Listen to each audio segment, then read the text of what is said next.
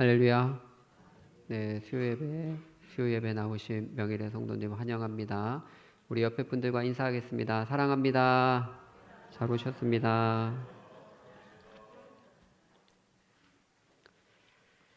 네, 우리는 인생의 중요한 계획이나 일들을 사랑하는 사람 혹은 신뢰하는 사람과 공유하기를 좋아합니다. 그 사람에게 이 계획을 얘기하고 또 그 사람의 생각은 어떠한지 들어보고 또 조언도 듣기를 원하는 것이죠. 그런데 성경에 보면 하나님께서 때로는 당신의 사람들에게 자신의 은밀한 계획들을 공유하고 알려주시는 경우가 더러 있습니다. 오늘 본문은 창세기 19장인데요. 창세기 18장에 보면 하나님께서 아브라함에게 나타나십니다. 아브라함에게 나타나셔서 소돔과 고모라에 대한 자신의 계획을 이야기하십니다. 그래서 17절에 이렇게 이야기합니다. 내가 하려는 것을 아브라함에게 숨기겠느냐. 내가 하려는 그 계획이 있는데 그거 아브라함에게 숨기겠느냐. 아브라함 너한테는 다 말해주는 거야. 그렇게 이야기하십니다. 그만큼 아브라함은 하나님과 친밀한 것이죠. 하나님이 아브라함은 특별하게 생각해 주신 것처럼 보입니다. 그래서 이야기 나누고 대화하는 거 보면 마치 친구인 듯 굉장히 가깝게 이야기를 나누고 있습니다. 그래서 20절에 보면 소돔과 고모라에 대한 부르짖음이 크고 그 죄악의 심이 무거우니 내가 내려가서 확인하고 심판할 거다. 그렇게 말씀해 주십니다. 그 이야기를 듣고 아브라함이 좀 당황을 했습니다. 왜 그럴까요? 소돔과 고모라에 있는 영혼들을 사랑했기 때문에 그럴 수도 있지만 무엇보다 소돔에 누가 삽니까? 자신의 조카 롯이 살고 있었기 때문에 그렇습니다. 그래서 이렇게 얘기합니다. 주께서 의인을 악인과 함께 멸하심이 합당하니까. 그 성 중에 의인 만약에 50명이 있다면 그 의인 50으로 말미암아 그 성을 멸하지 않으실 수 있겠습니까? 그렇게 묻습니다. 그랬더니 하나님께서 그래 의인 50명 있으면 내가 멸하지 않을 거야. 그렇게 얘기합니다. 근데 거기서 끝날 줄 알았는데 그러면 그 50에서 5명이 빠지면 그러면 멸하실 생각이십니까? 그러니까 45명이죠. 45명이 있으면 멸하지 않겠습니까? 그래 안 할 거야. 그러면 40명은요. 그래 그래도 안 할 거야. 그럼 30명은요. 그래 그래도 안 할 거야. 그럼 20명은요. 그래 그래도 안 할 거야. 제가 마지막으로 한 번만 더 여쭤봅니다. 그러면 의인 10명이 있으면 어떻게 하시겠습니까? 그래 그래도 내가 멸망하지 않겠다. 멸망시키지 않겠다. 그렇게 말씀하십니다. 여러분 아브라함이 하나님과 대화 나누는 것을 보십시오. 계속해서 마치 무슨 가격을 다운시키는 것처럼 흥정하는 것처럼 숫자를 줄이면서 제안하는데 입쯤 되면 하나님도 짜증나실 수도 있고 야 그만 좀 해라. 그렇게 말씀하실 수도 분명히 있습니다. 그런데 하나님께서 아브라함이 몇 번을 한두 번도 아니고 6번이잖아요. 근데도 그거를 다 받아주고 계시다라는 것이죠. 그만큼 하나님과 아브라함 사이가 친밀하다라는 것을 보여주고 또한 그가 이렇게 여러 번 계속해서 요청했던 내용이 아브라함 자신의 욕심을 채우기 위한 내용이 아니라 영혼을 향한 그 사랑의 마음에서 비롯된 것이었기에 하나님께서 아브라함의 마음을 아셨기에 그것을 기꺼이 받아주셨던 것이죠. 근데 여러분 아브라함이 의인 10명을 찾았을까요? 못 찾았을까요? 당연히 못 찾았겠죠. 하나님 편에 선 사람, 하나님을 경외하는 사람이 거의 없었습니다. 사실은요, 아마 소돔 땅에 롯 빼고는 없었을 것입니다. 기껏해야 롯의 가정, 그 외에는 없었을 것입니다. 그 수많은 사람 중에 10명을 찾을 수가 없었던 것이죠. 그래서 소돔 땅은 멸망을 당한 것입니다. 아니 10명을 아브라함이 찾으러 가기 전에 이미 성경은 소돔과 고모라가 얼마나 타락했는지, 하나님께서 이 소돔 땅을 심판하는 것이 합당하다는 듯이 그 증거를 오늘 본문에 보여주고 있습니다. 여러분, 오늘 본문은 너무나 충격적입니다. 어떻게 인간들이 이렇게 악할 수 있을까? 그런 생각을 합니다. 우리 인생들이 하나님의 형상으로 지음받은 너무나 존귀한 자들인데 이 타락을 하면 진짜 개돼지보다 못한 정말 비참한 존재로 전락하는구나.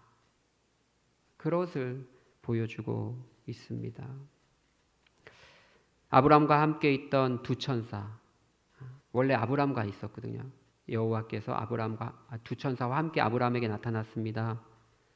근데 아브람이 극진하게 대접했고 여호와 하나님과 이야기를 나눴고 소돔과 고모라가 멸망당할 거다 얘기했고, 그리고 두 천사는 소돔 땅으로 간 거예요. 두 천사가 이제 소돔 땅에 도착했는데 누가 영접합니까? 롯이 성문에서 그 두 천사를 영접했습니다. 아브라함도 천사를 보고 극진히 대접했는데 롯도 천사를 보고 극진히 대접합니다. 그래서 우리 집에 와서 발을 씻고 좀 쉬십시오. 극진히 대접하고 싶은 거예요. 그랬더니 천사들이 아니다, 우리는 거리에서 밤을 새울 예정이다. 왜 그렇게 얘기했을까요? 아마도 그 이유는 소돔의 타락의 상태를 마지막으로 확인하기 위해서 거리를 다니면서 체크하려고 했던 모양입니다. 그랬더니 롯이 막 간절히 너무 간청하니까 그래서 집에 들어왔어요. 식탁을 베풀었습니다, 롯이.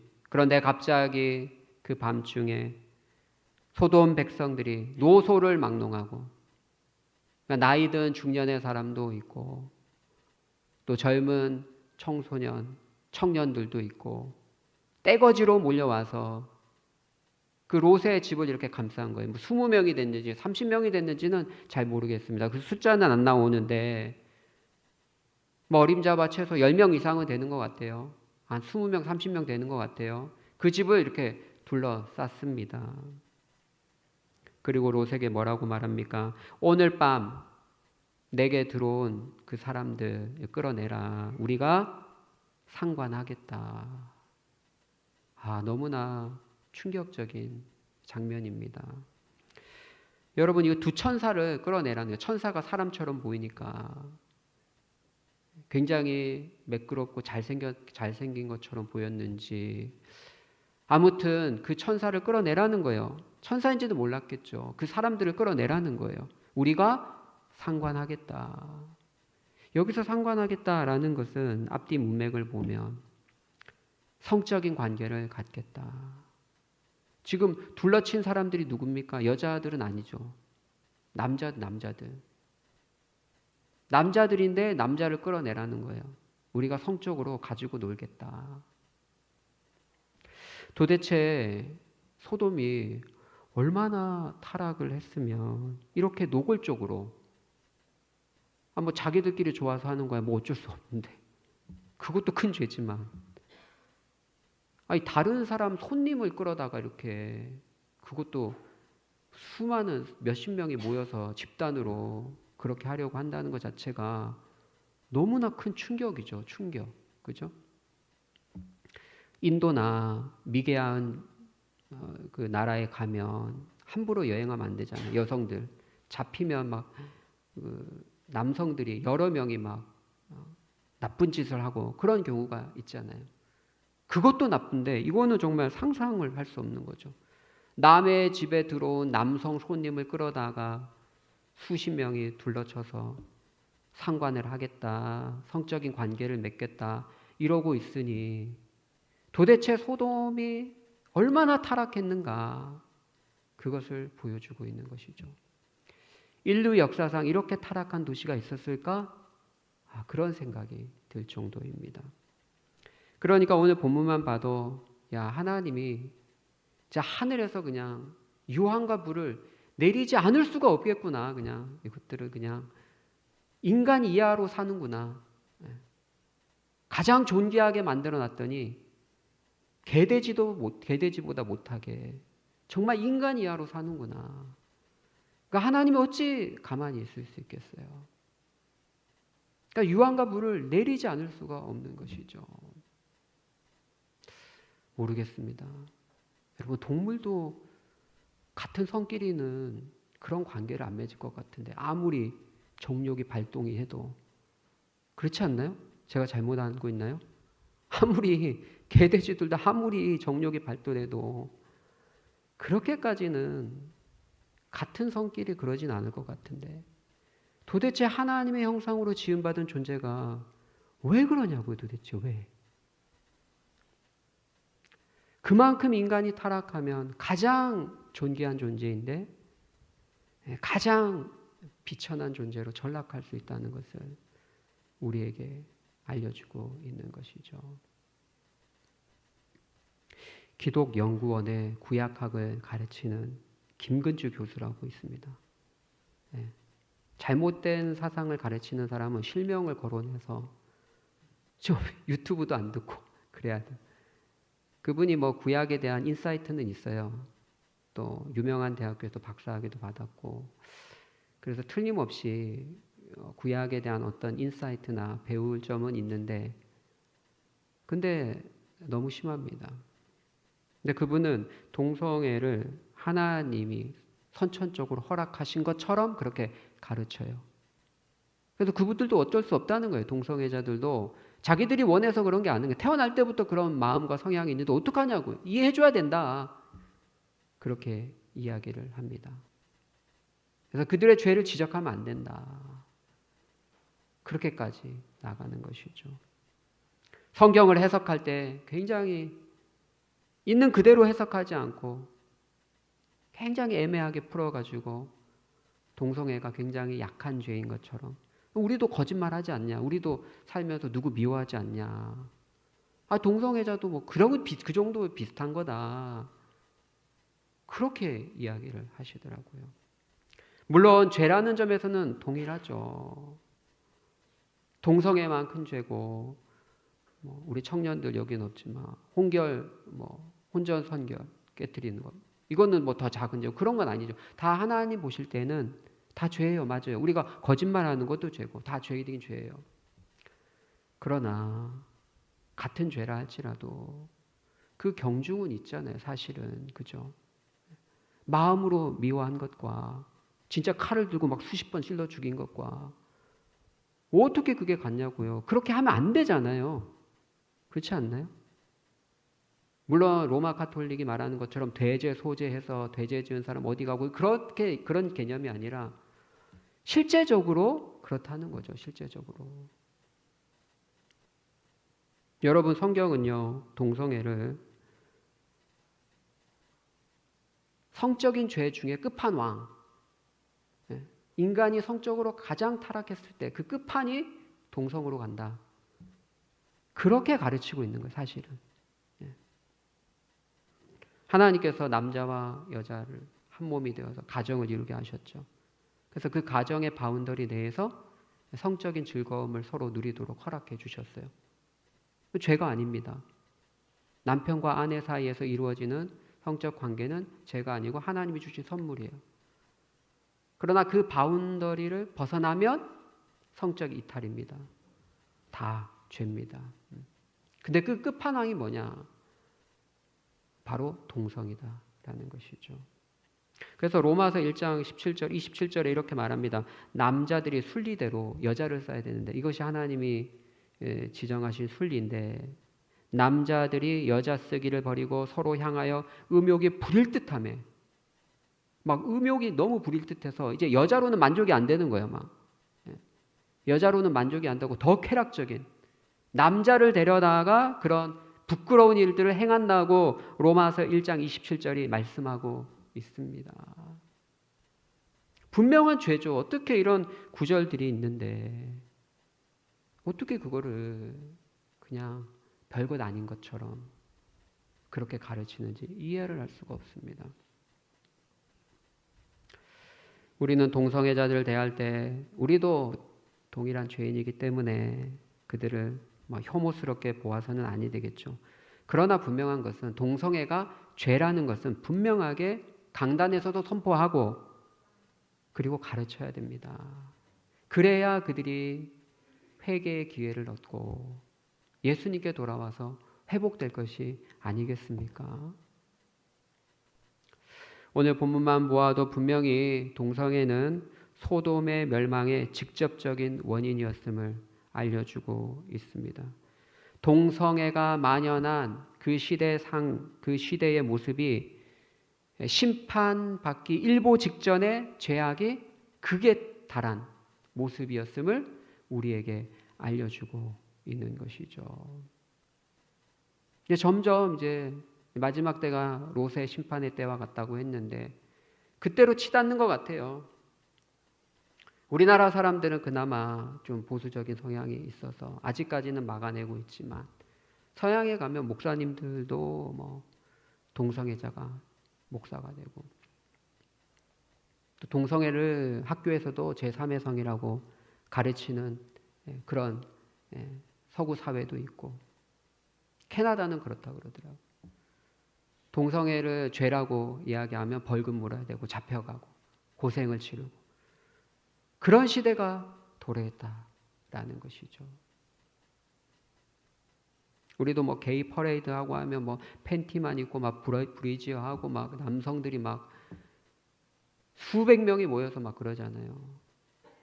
도대체 사회가 왜 이렇게 됐냐?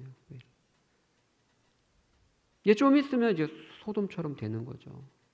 소돔처럼. 오늘날도 동성애를 제3의 성으로 자연스럽게 받아들여야 된다고 주장하는 분들이 많이 있습니다. 언론에서 얼마나 미묘하게 조장을 합니까? 심지어 목사들 중에도 그런 자들이 많이 있습니다. 저들이 정말 성경의 가르침을 있는 그대로 진짜 있는 그대로 받아들인다면 어떻게 동성애를 죄가 아니라고 말할 수 있을까요? 저는 동성애자들에게 분명하게 죄를 죄로 알려주어야지만 그래야 그들이 회복할 수 있고 구원에 이를 수 있다는 그런 확신이 있습니다. 그래서 정말 그들을 사랑한다면 성경의 진리대로 가르쳐 주어야 하는 것이죠. 누가 본처를 버리고 간음을 했습니다. 첩을 얻어서 살고 있는데요. 대한민국에서 누구나 잘 아는 재벌인데 그런데 간통죄는 사실 폐지됐거든요. 간통죄가 폐지되었음에도 불구하고 댓글을 보면 나쁜 놈이 본처 버리더니 하면서 엄청나게 욕을 한단 말이에요. 사람들이. 왜냐하면 사람들이 기본적으로 하나님이 심어두신 도덕적 양심이 있잖아요. 그래서 그게 작동하는 거예요. 그래서 잘못한 거에 대해서는 간통죄가 이게 법적으로는 사실 문제가 안 되는데 근데 잘못했다고 얘기하는 거예요. 그 버림받았다고 하기는 나가신 분을 응원하는 거죠. 그분을. 그죠?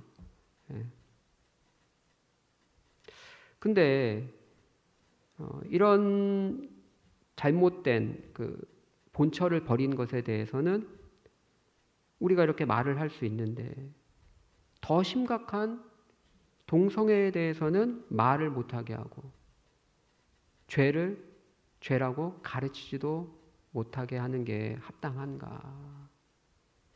그것을 심지어 법제화하려고 차별금지법 이런 게 다 법제화하려는 거 아니에요?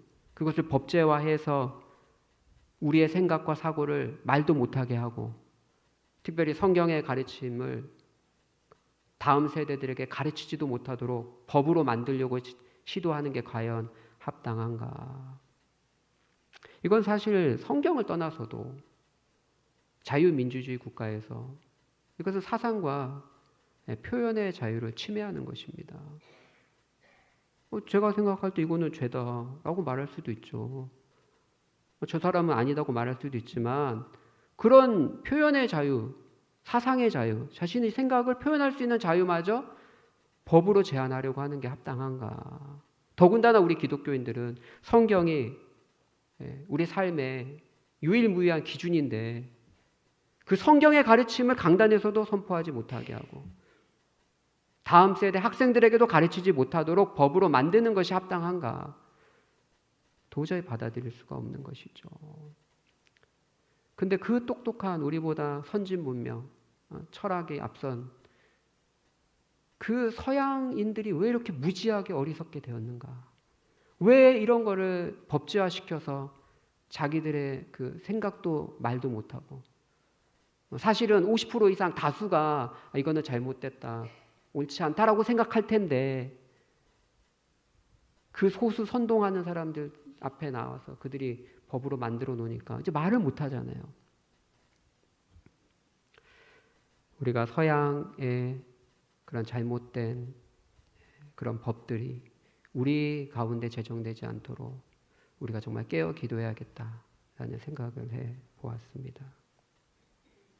그 자체가 매우 악하고 이렇게 우리가 가진 생각과 또 성경의 가르침을 가르치지 못하도록 막는 것, 이런 법을 제정하려는 시도 자체가 제가 생각할 때는 헌법에 위배되는 것이 아닌가 그런 생각까지 해보았습니다.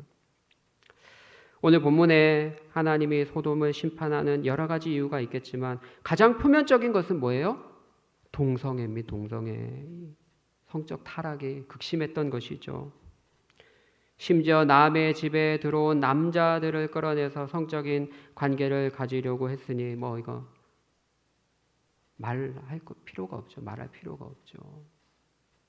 그래서 롯이 어떡합니까? 근데 롯의 반응이 더 갑자기 뜨아 롯의 반응이 더 놀랍습니다. 롯의 반응이 어떻게 합니까? 다급한 나머지 두 딸을 데려다가 그 불량자들에게 내어주겠다는 거예요. 내 딸을 이렇게 내어줄 테니까 남자를 가까이 하지 아니하 두 딸이 있다. 그 딸을 데려다가 너희한테 내어줄 테니까 이 두 딸을 데려다가 너희 눈에 좋을 대로 해라. 그러나 내게 들어온 이 손님들은 건들지 마라. 아, 이걸 어떻게 이해를 해야 할까? 저도 딸이 3명 있습니다만 저는 칼 들고 가서 제가 싸울 것 같은데 뒤로 도망가라. 아빠가 목숨 걸고 싸우겠다. 으악 하면서 가요. 근데 어떻게 딸들을 내어줄 생각을 할까?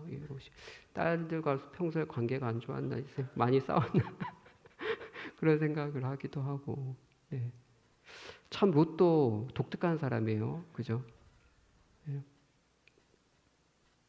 그래서 이 롯의 말을 어떻게 받아들여야 될까? 어떤 분들은 위대한 헌신으로 봅니다.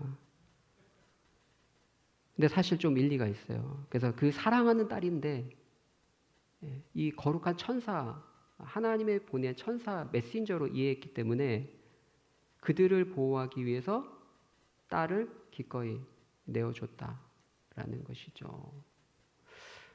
그렇게 해석하는 분이 있고 또 어떤 분들은 롯이 소돔에 살다 보니까 이 성에 대한 윤리적인 개념이 많이 흔들렸다.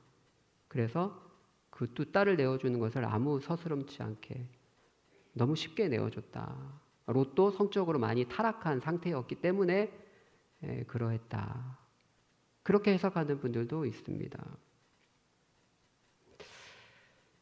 근데요, 제가 볼 때는 전자가 좀 맞는 것 같아요.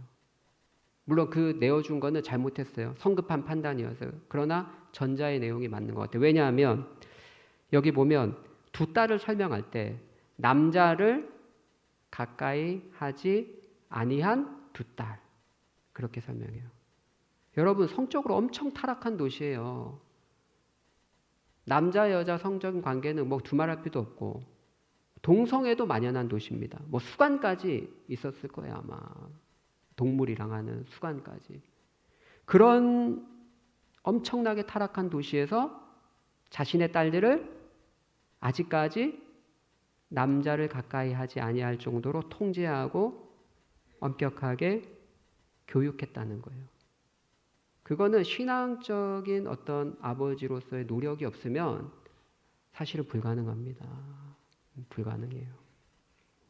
즉 롯이 아브라함에 비하면 신앙이 좀 떨어지지만 그러나 분명히 하나님을 경외하는 자임을 보여주는 대목입니다. 그래서 성경은 문맥이 가장 중요하고 그리고 그 성경을 또 지지하는 또 다른 성경들이 있습니다.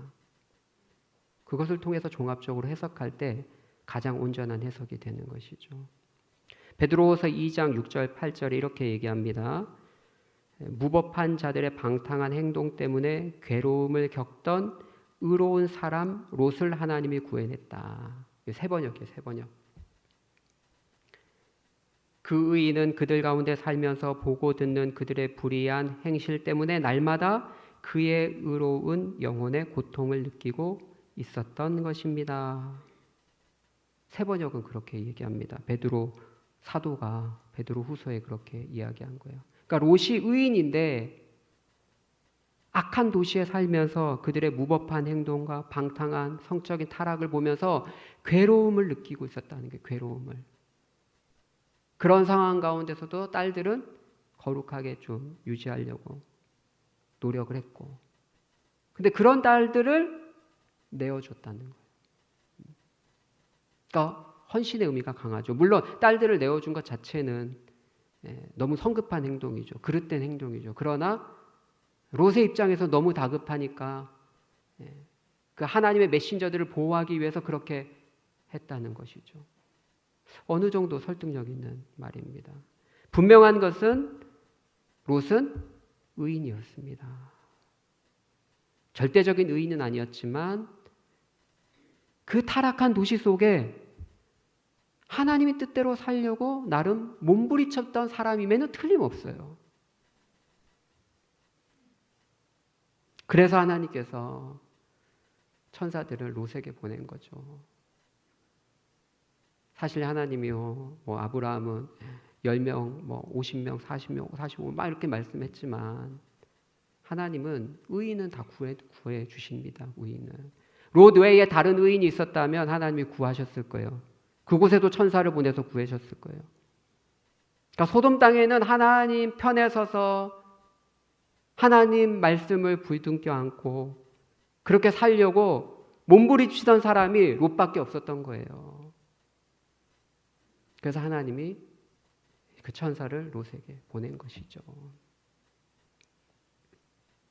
그런데요, 이 비정상적인 정욕에 미쳐 날뛰던 일단의 패거리들, 이 인간들이 롯의 제안을 거부합니다. 두 딸이 있다, 두 딸 줄게. 근데도 거부해요. 그러니까 이게 무슨 말입니까? 아무리 예쁜 여성이 와도 눈에 들어오지 않는다. 그들은 뭐예요?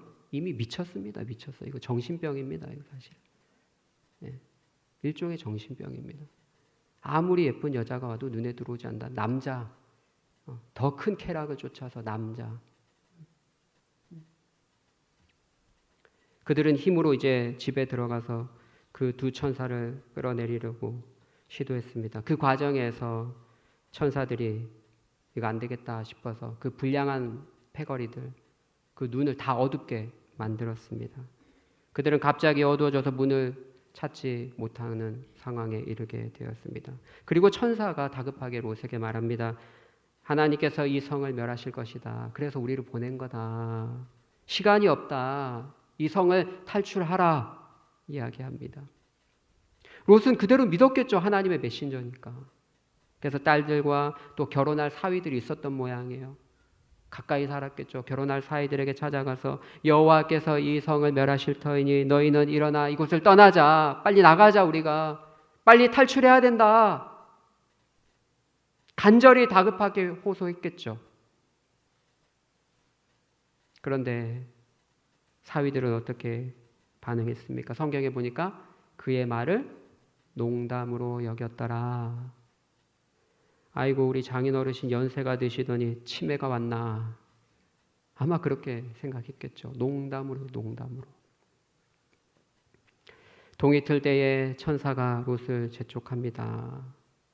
아마 사위 될 사람도 안 간다 그러고, 또 보니까 딸들도 민기적되고 또 아내도 뭐 챙기는 것 같고, 그러니까 계속 늦는 거예요. 롯은 마음이 급하죠. 그러니까 할 수 없이 어떻게 됩니까? 천사가, 롯이 지체하니까 천사가 와가지고 롯의 손과 그 아내의 손과 그 두 딸의 손을 잡고 인도해서 성 밖으로 나간 줄 믿습니다. 그 성경에 보니까 하나님께서 자비를 더하신지라. 지금 당장 멸망하게 생겼는데 나오라고 해도 안 나오는 거예요. 민기적거리고. 가족들도 그렇고. 이것이 꼭 우리의 모습이 아니겠습니까? 이 세상에 관심을 뺏겨서 갈팡질팡하면서 결단하지 못하고 있는데 하나님께서 우리의 손을 꽉 붙잡아서 신앙의 영역으로, 그리스도의 통치의 영역으로 강권적으로 끌어오신 줄 믿습니다. 은혜의 역사예요. 우리 의지가 아니라 갈까 말까 하나님이 은혜로 강권적으로 우리를 끌어다가 신앙의 통치의 영역으로 옮기신 것이죠. 이제 곧 하늘에서 유황과 불이 쏟아질 것입니다. 원래 천사가 롯에게 저기 산 보이지? 저기 산까지 가. 산이까지 가면 안전할 거야. 그렇게 얘기해요. 근데 롯이 생각할 때 너무 멀었어요. 그래서 저 산까지는 진짜 못 가겠습니다. 저를 긍휼히 여겨주셔서 요 앞에 소알 성읍까지 안 될까요? 그래, 소알 성읍까지 가. 그러면 네가 도착하면 그때 내릴 거야. 그때 심판을 할 거야. 그렇게까지 은혜를 베풀어 주십니다. 근데 안타깝게도 막 뛰어가는데, 소알 성읍을 향해서 막 뛰어가는데 롯의 아내는 뒤를 돌아보지 말아야 되는데, 앞만 보고 다름질해야 되는데 뭘 집에 두고 왔는지, 결혼 반지를 두고 왔는지는 모르겠지만 이 멸망의 도시에 대한 미련을 버리지 못하고 뒤를 돌아보다가 하나님의 심판을 받아서 결국 소금 기둥이 되었습니다. 소금 기둥이. 구원의 여정에 초대를 받은 사람들 중에 천성을 향해 다름질하는데 쟁기를 잡고 뒤를 돌아보면 안 되거든요. 하나님 나라에 합당하지 않은데 계속 뒤를 돌아보고 그러다가 결국에는 구원에 이르지 못하는 그런 사람이 있음을 우리에게 시사하고 있는 것이죠. 물론 이런 사람들은 애초부터 거듭나지 않은 사람일 것입니다. 그런데 교회에 와서 함께 신앙생활하고 직분도 받을 수 있어요. 그러나 결정적일 때 그들은 뒤를 돌아봅니다. 그리스도를 붙잡지 못합니다. 유사 그리스도인이다 라고 이해합니다. 유사 그리스도인. 진짜 그리스도인이 아니라 유사 그리스도인. 사랑하는 성도 여러분, 성경은 마지막 때가 노아의 때와 같다, 롯의 때와 같다라고 분명히 말씀하고 있습니다. 누가복음 17장 27절에서 30절에 보면 노아가 방주에 들어가던 날까지 사람들이 먹고 마시고 장가들고 시집가더니 홍수가 나서 그들을 다 멸망시켰고, 또 롯의 때와 같으리니 사람들이 먹고 마시고 사고 팔고 심고 집을 짓더니 하늘에서 불과 유황이 비오듯 하여 그들을 멸망시켰느니라. 인자가 나타나는 날도 그러하리라. 즉 사람들이 임박한 심판에 대해서는 전혀 생각하지 못해요. 그냥 이 땅에서의 성공, 행복, 쾌락에 빠져서 온통 이 땅에 관심이 다 쏟고 하나님의 심판은 까마득히 다 잊어버리고 산다는 거예요. 그러다가 노아의 때처럼, 롯의 심판의 때처럼 그렇게 많은 사람들이 멸망할 것을 성경은 이미 말씀하고 있습니다. 사랑하는 성도 여러분, 우리가 이 세상에서 발을 딛고 살지만 우리의 본향은 하늘에 있는 줄 믿습니다. 물론 이 땅이 하나님의 나라를 이루기 위해서 우리가 우리의 삶의 각 처소에서 믿음을 가지고 살고 그리스도의 통치를 이루어야 됩니다. 기독교 세계관의 관점에서 그래요. 그러나 그럼에도 불구하고 이 땅이 본질적으로 우리의 본향은 아닙니다, 여러분. 그리스도가 다시 오셔서 완성하는 나라가 있는 줄 믿습니다. 그 나라가 있음을 알고 하나님 나라의 소망을 두고 살아야 된다는 것이죠. 이제 우리는 멸망의 도시를 벗어나 그리스도를 믿고 저 천성을 향해서 순례자의 길을 걷고 있습니다.